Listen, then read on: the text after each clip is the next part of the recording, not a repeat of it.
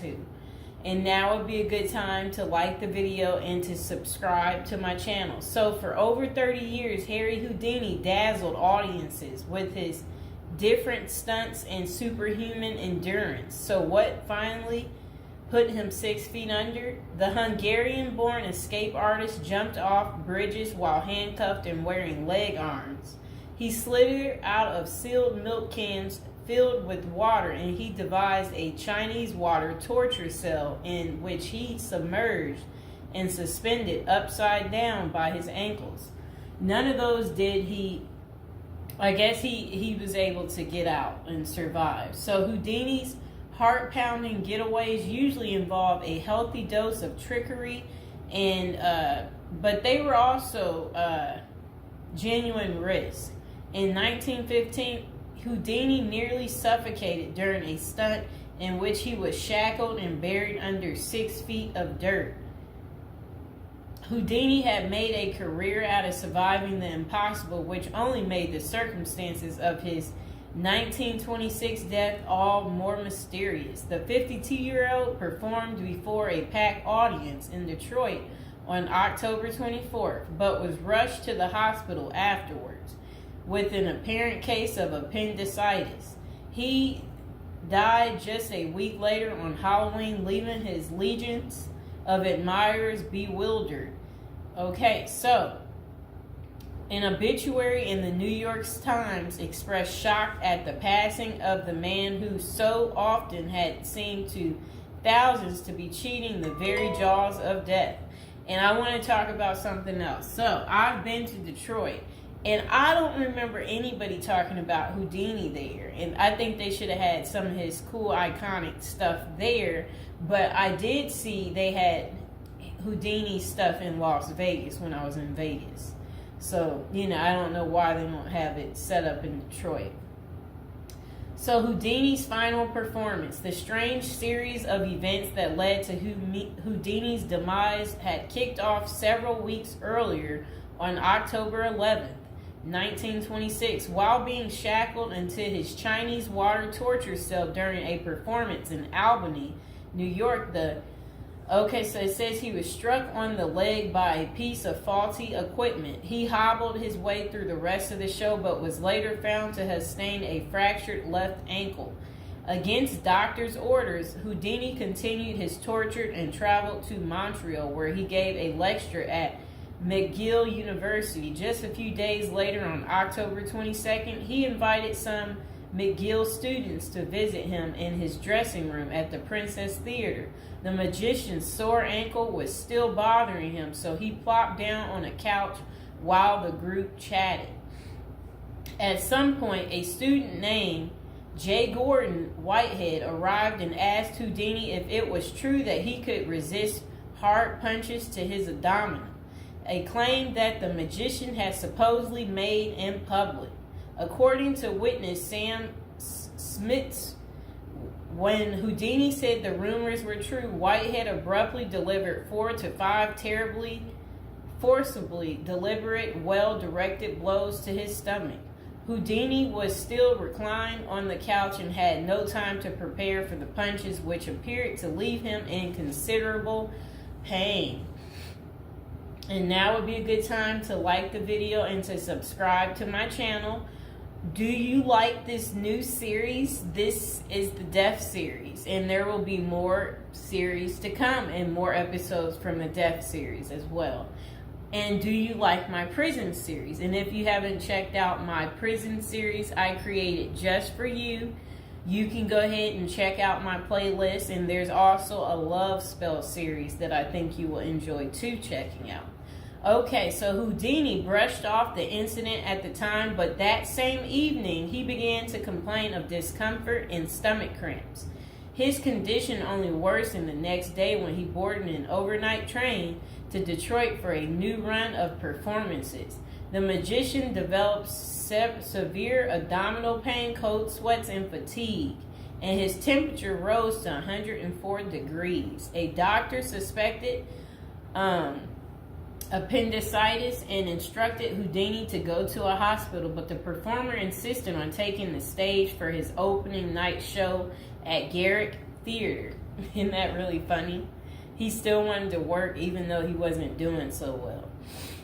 Okay, he proceeded to struggle through his routine before collapsing immediately after the final curtain.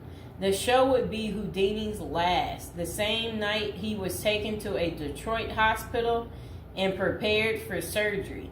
Doctors successfully removed his appendix, which was found to have ruptured several days earlier, but it had already poisoned his insides. Despite a grim prognosis, the magician clung to life until October 31st, when he died with his wife Bess and his two brothers by his side.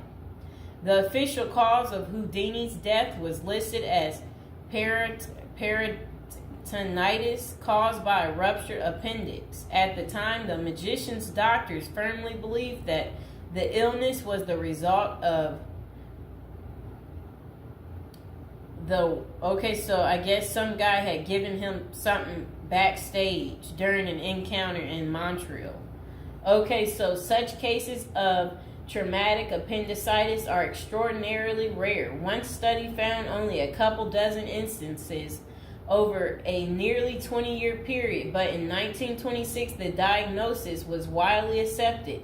Houdini's life insurance company was even forced to pay his wife a double for accidental death. Okay, so doubts arise over the escape artist's death. Houdini was laid to rest in Queens, New York. And this is what his little, I never knew that was where he is. Well, there he is right there. Okay, that was his tombstone. Okay, so look, maybe I can put that tombstone as the thumbtack, people. Okay, so Houdini was laid to rest in Queens on November 4th, 1926, but rumors about his unusual death have persisted ever since. Many of the theories tend to focus on the magician's contentious relationship with spiritualism, a pseudo-fed religion whose adherents once claimed it was possible to communicate with the dead through seances and mediums.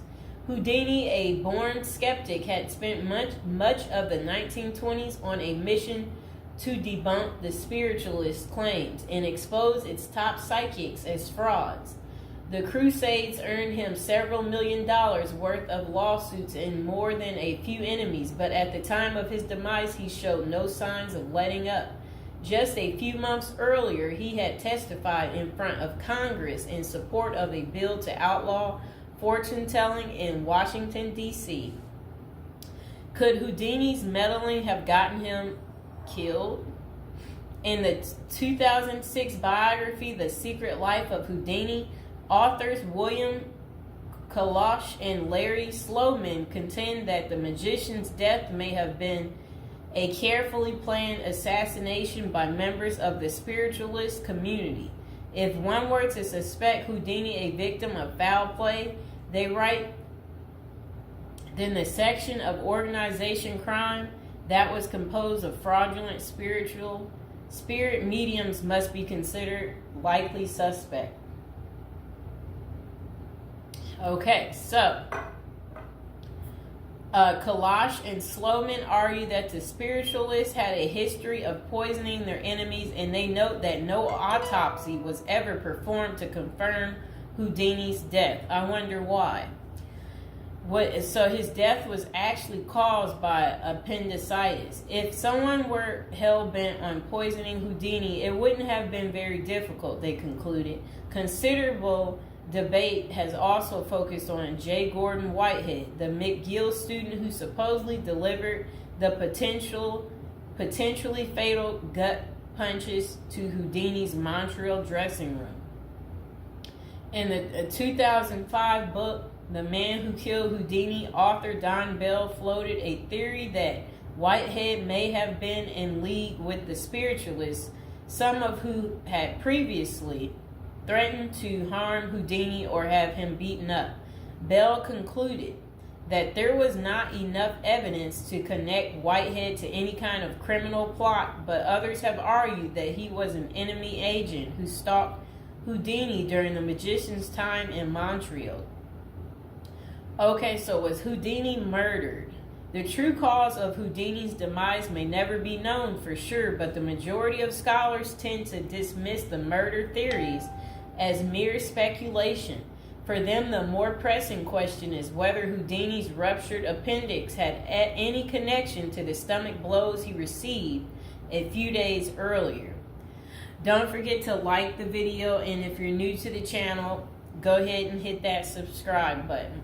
So while the evidence shows that such conditions is indeed possible, many consider it more likely that Whitehead's punches simply caused Houdini to ignore an already existing case of appendicitis. By the time the magician finally sought out treatment, the theory goes it was already too late. Interestingly, perhaps the most sought-after source for information about Houdini's death is none other than Houdini himself in what amounted to his ultimate test of the spiritualist's claims. The magician promised his wife Bess that he would try to communicate with her from beyond the grave. Bess went to hold an annual Houdini seance for 10 years before finally abandoning the search in 1936. Fans and fellow magicians have since made the seance a Halloween tradition, but thus far, the great Houdini's ghost has refused to speak.